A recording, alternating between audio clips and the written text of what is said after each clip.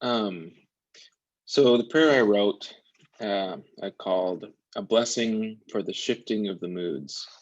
Um, and when I was beginning to work on this project, I was thinking I might write something similar to like a blessing for making coffee in the morning, something like that, which is kind of a regular thing that I do that I wanted to kind of ritualize a little bit more to bring awareness to presence and all of that.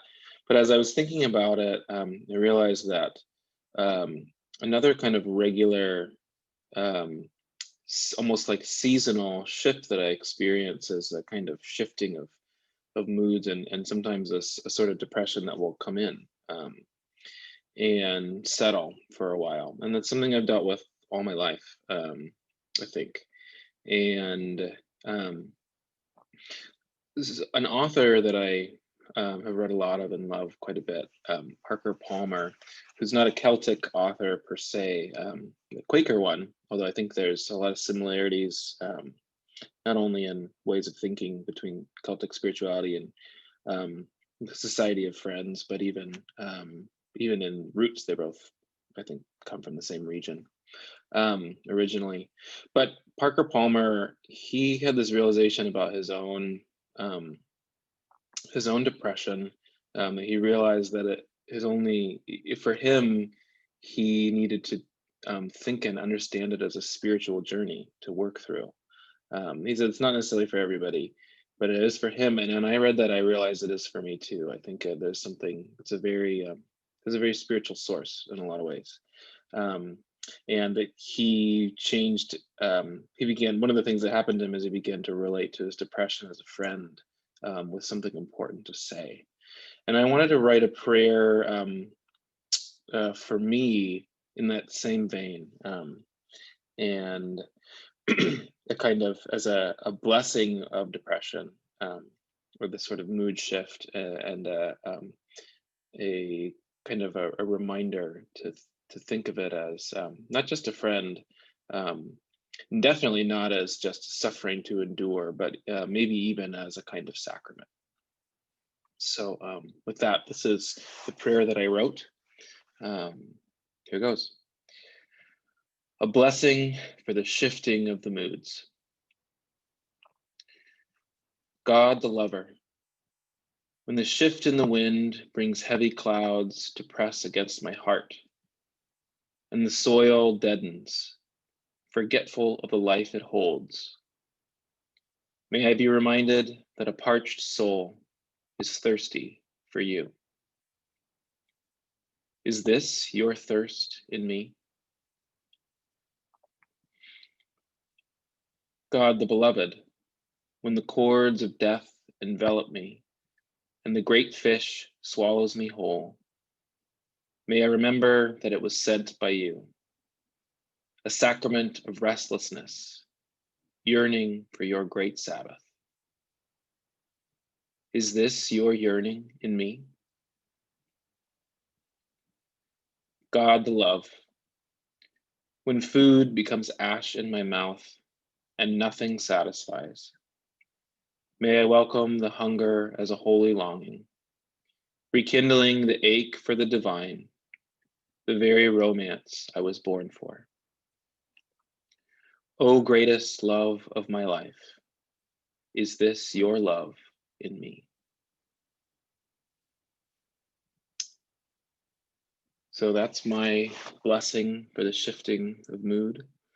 Um, and uh, what I guess things I want to say kind of draw notice to as I'm thinking about this as particularly as a Celtic prayer.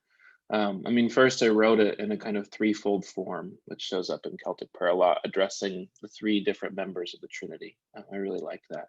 But even in the way that I addressed the three different persons of the Trinity, I moved away from Father, Son, and Holy Spirit, and towards lover, beloved, and love for a handful of reasons.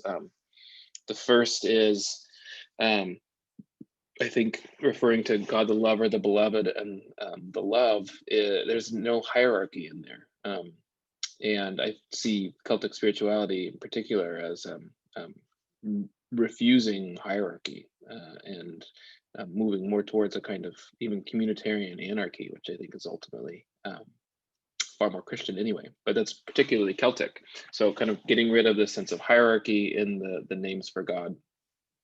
Also, I know it's an Augustinian theology, but I think it blends really, really well.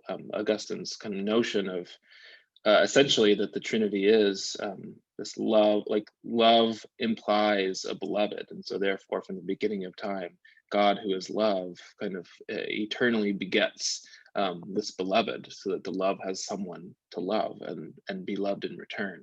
And that the love between the two of them is actually the person of the Spirit. And that's the very heart and essence of God. So when we say God is love, what that means in a Trinitarian way is love or beloved, and love in between the three, the love, the kind of the two persons in love, and the relationship of love between them that gets personified in and of itself. And I think that belongs within Celtic spirituality so easily. I think for the very reason that Celtic spirituality is so centered on beauty and a longing for beauty. And if truth, beauty, and goodness all kind of find each other together, I think you could even see different aspects of Christianity focusing on different ones of those terms. I think I grew up kind of with this focus,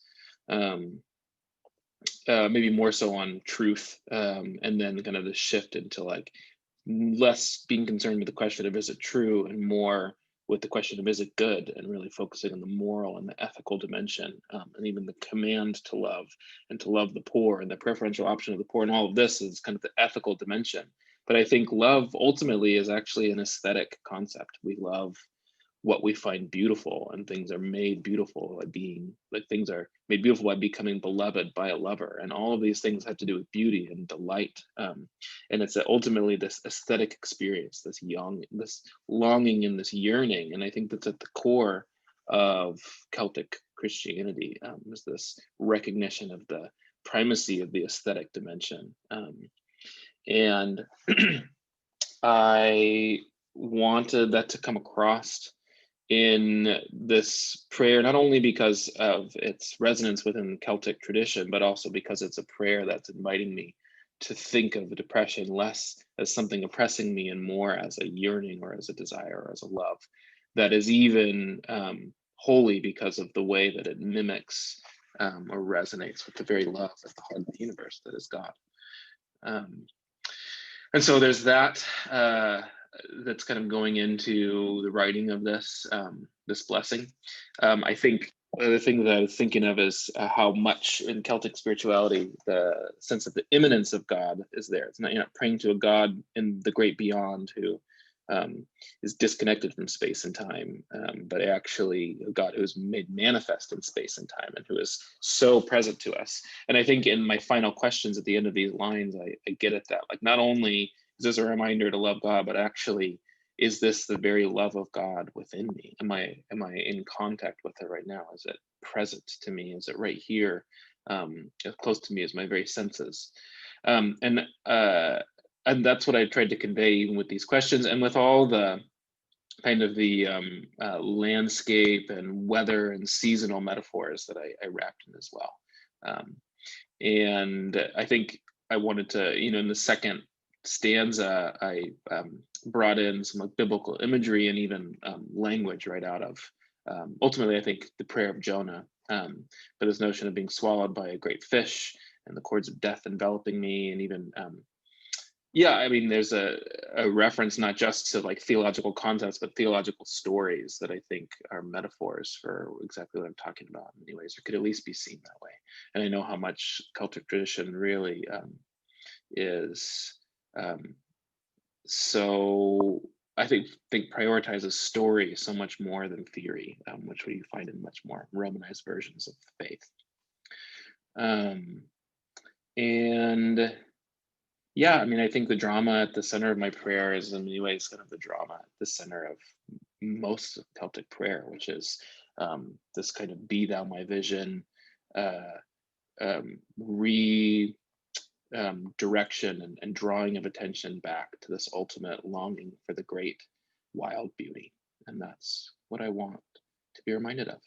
And that's what I hope to be oriented back to in this prayer as I remember to pray it and bless um, the shifting of the moods.